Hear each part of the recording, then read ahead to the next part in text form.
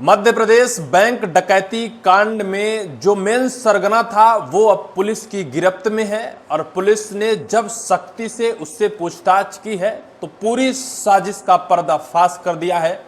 एक एक बातें बताया है किस तरीके से उसने साजिश रची और कैसे उसने कई राज्यों के डकैतों को एक धागे में पिरोता है और एक बड़ा डकैती और एक बड़ी साजिश को अंजाम देता है।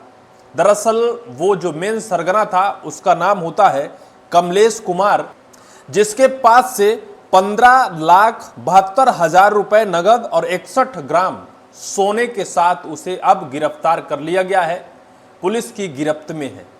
लेकिन जब यह घटना घटी थी उस वक्त पूरे मध्य प्रदेश में दहशत का माहौल था। हर कोई डरा था, हर कोई सहमा था, क्योंकि जिस तरीके से इस डकैती को अंजाम दिया गया था बेहद खौफनाक था। वो खौफनाक मंजर था जिन प्रत्यक्षदर्शियों ने उस बैंक के अंदर होते हुए उस पूरे डकैती कांड को अपनी ही आंखों से और अपनी ही कानों से सुना था।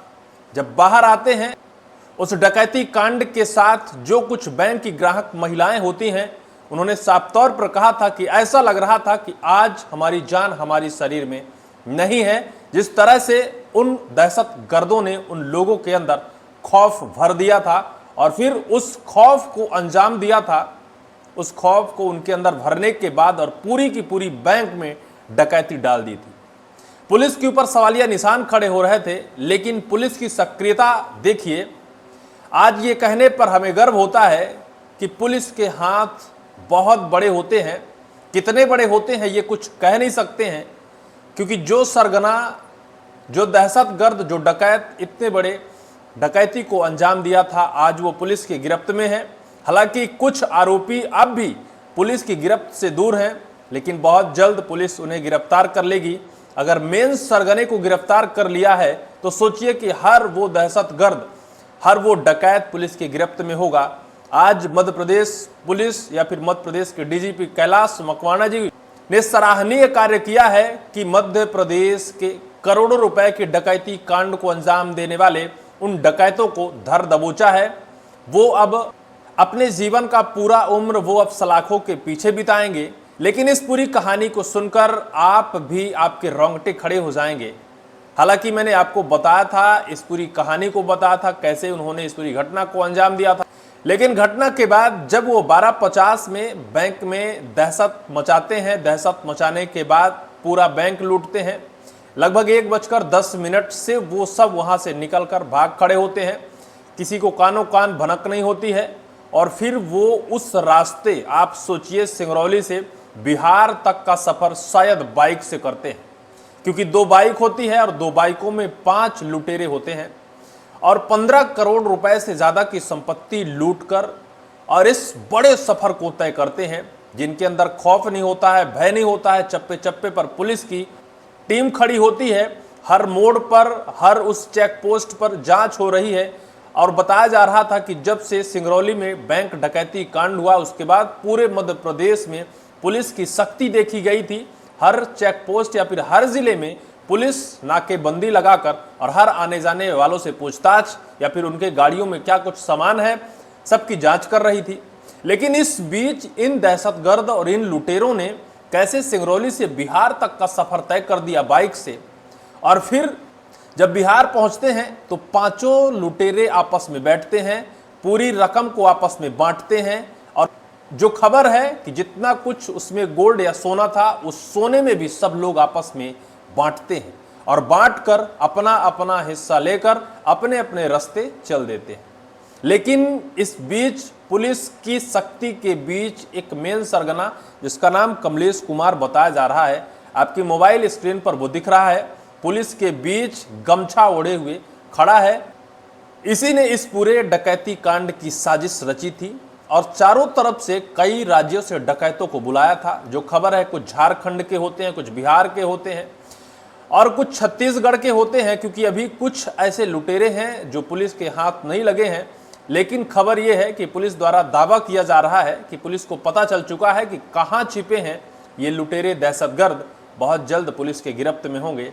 लेकिन सभी एक धागे में पिरोते हैं, एक साजिश का बड़ा हिस्सा बनते हैं, साजिश रचते हैं और एक डकैत का पूरा गैंग बनाते हैं और उस गैंग के साथ एक साजिश के तहत बैंक में घुसकर पूरी बैंक को लूट ले जाते हैं।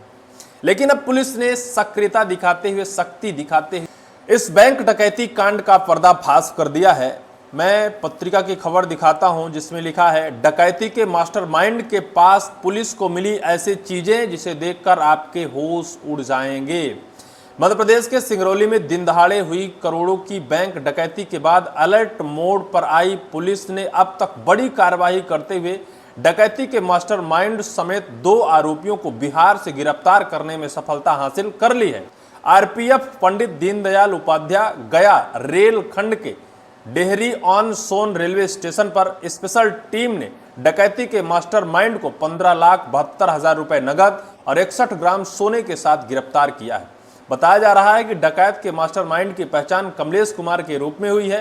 नालंदा जिले के हिलसा थाने इलाके के अंतर्गत आने वाले ग्वाल बिगहा का रहने वाला है।